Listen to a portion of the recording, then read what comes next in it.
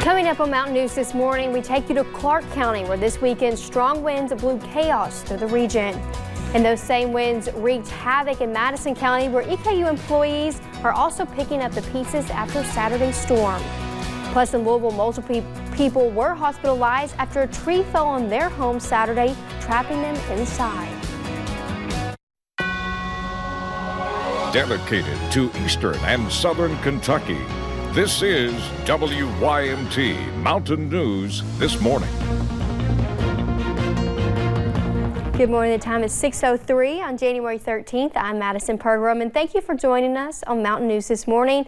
I say it on this Monday morning, if you're grabbing your coffee, getting ready for the work or school week. It is a little foggy out there. Let's go to Brandon Robinson. Brandon, I woke up and I started driving, and through the construction, it's always the worst. But I'm like, oh my gosh, you can barely see in front of you. Zero visibility or close to it. The fog's not only in here this morning, it's actually out there as well. We take a look at the visibility numbers and you're thinking, well, I wonder what he's talking about, because we take a look at this graphic and you see a lot of 10s there on that map. A couple of spots there, 2.5 miles at Moorhead, 7 at Harlan. Of course, 10 is full visibility, but as we go over to the hazard camera, absolutely not full visibility here in Hazard this morning. And we take you over to Pikeville, the Pikeville Medical Center camera, the same thing there. So a lot of valley fog this morning, so be careful as you head out the door. Back to temperatures.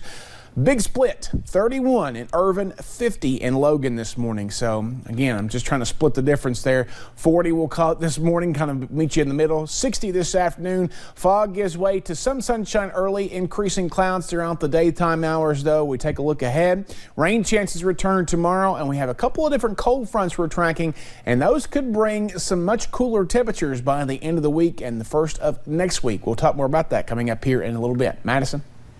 Thank you, Brandon. Well, we first told you yesterday that a man was killed in a logging accident in Letcher County. Officials from Kentucky State Police say 22-year-old David Thomas was killed Saturday morning. Thomas was from Knott County, and police say a fallen tree was stuck in another tree when it fell to the ground, killing Thomas. There were no reports of any other injuries, and the incident remains under investigation by Kentucky State Police. And the Leslie County community welcomed home Deputy Shane Wilson on Sunday with a police escort. Wilson was shot in the hand on Saturday in the Asher community after pulling over a truck. Wilson is just 21 years old and has been with the Sheriff's Department for about 2 months. Friends and family tell us that he is doing well after having surgery on Saturday and is in good spirits, but he will need months of therapy. I mean, that's just the guy he is. You know, he just stays in good spirits. He's just an all-around great guy. Like I said, he does a phenomenal job, and I mean, we're blessed to have him, and it's an honor to work with him. I'm glad he's going to be back. The shooting is still under investigation, and 3 people have been taken into custody. One of them, Tyler France, was on the run but has been captured. Police say they will release the names of the other 2 and charges later today. And the National Weather Service says straight-line winds caused damage in parts of southern Clark County. One woman says she saw debris flying past her home as the storm hit. She talked to Krista Frost about the cleanup ahead in her neighborhood. Stuff blowing everywhere, parts of houses and shingles and signs against the fence, patio ceiling fans ripping through the vinyl. I heard something, looked over, and everything was blowing sideways towards my neighbors down there. And you couldn't even see their house. It was solid white rain, just a sheet of it. That's when Debbie Bowman began to look outside and noticed debris flying in one direction, then another, then eventually toward her home. And the roof was coming up on the building here. She didn't feel comfortable talking on camera, but told me the storm left her stunned. She showed me around some of the area off Boonesboro Road. Yeah, just right here's fine. Doors of barns down, trees ripped apart, and some branches even left in the power lines still. But it's what she saw once things calmed down that really left her in disbelief. Everything settled down, and I was still standing at the back window. I went, the barn's gone. And my husband said, what? No way. And I said, we've lost the barn. And he come over there and looked, and he said, yeah, it's gone. Her largest of 4 barns on this large property. While some of the items inside seem to be in okay shape, things on the outside are anything but. You can see how strong winds were by looking at the blades of grass pushed in one direction and rolls of hay being blown on one side. The weirdest part of all of this. I called a friend of mine who lives just not even a mile from me, half mile, and she said we had nothing. She said, I heard something, And she said, but we had nothing over here. In Clark County, Krista Frost, WKYT. Bowman says she is just waiting for more specifics from her insurance company before she moves forward with the cleanup and rebuilding process. And as homeowners are picking up the pieces left behind after Saturday's storm, so are employees with Eastern Kentucky University. The school's historic White Hall had significant roof damage and several trees uprooted. Officials say while the damage was significant, it could have been much worse. We did have a very quick response from EKU personnel to ensure that any antiquities that are located within the structure were very quickly moved to safe places within the building to ensure that very little to no historical artifacts were damaged. Now, officials are still addressing how much repairs to the outside and inside of the building would cost, and they are just grateful no one was hurt during the storm. And 2 people have been hospitalized after a tree fell on their home in East Louisville Saturday night. Fire crews arrived at the house and found 2 people trapped inside. Firefighters rescued the people from the house and they were transported by ambulance to the hospital.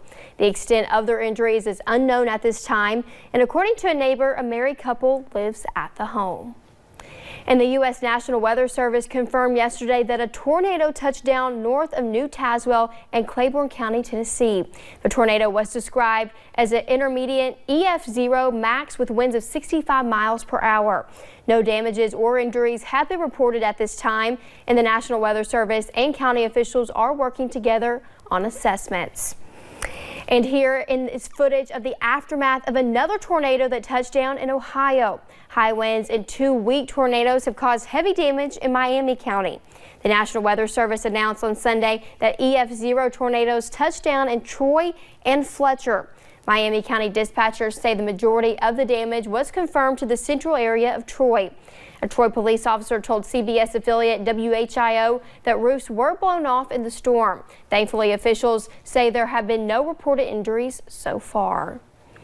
And officials with Wolfe County Search and Rescue say an 11-year-old boy called 911 Sunday. The boy said he was stranded on the ledge of a cliff, and officials say the boy had wandered ahead of his family on a trail when he slipped and landed on a cliff ledge.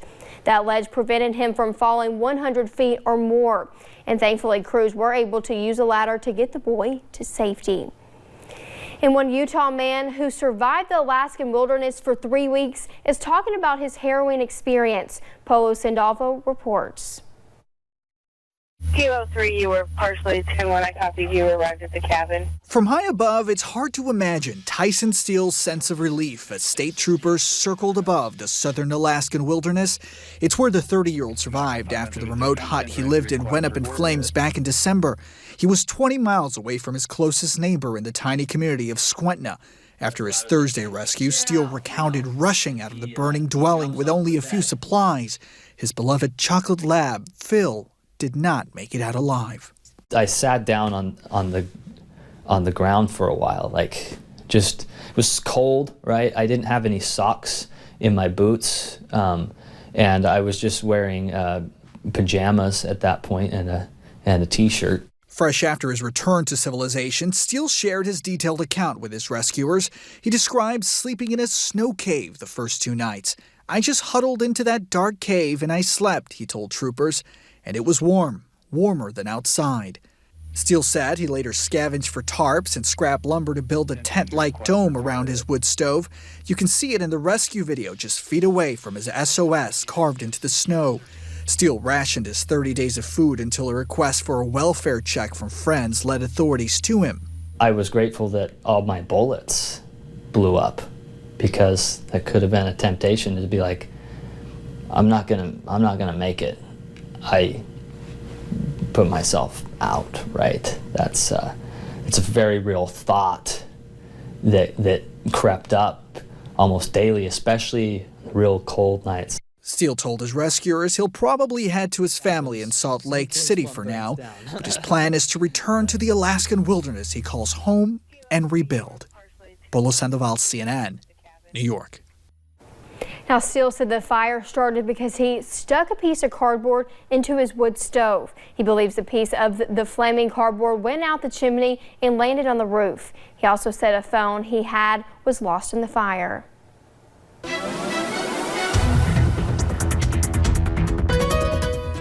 Visibility, a big issue this morning in some of those river valleys, so just make sure of that. I also got a report of some frost over in parts of Martin County near the community of DeBoard this morning, so just be aware of that in some of those colder areas. You see the visibility numbers not matching up there with the actual fog, but a lot of those sensors are at the airports on top of those ridges there. Now you see Prestonsburg at 41, that's the closest sensor we have to Martin County, and then Logan at 50. But again, some of those sheltered valleys could be in those low 30s this morning. We're seeing that down toward Irvin and Somerset there, low 30s, Monticello too, but 38 here in Hazard, 39 in Harlan, 46 in Wise this morning. A little extra just because it's Monday, there's fog, and it's a little colder in some spots this morning on the Coffee Meter or your Mojicast.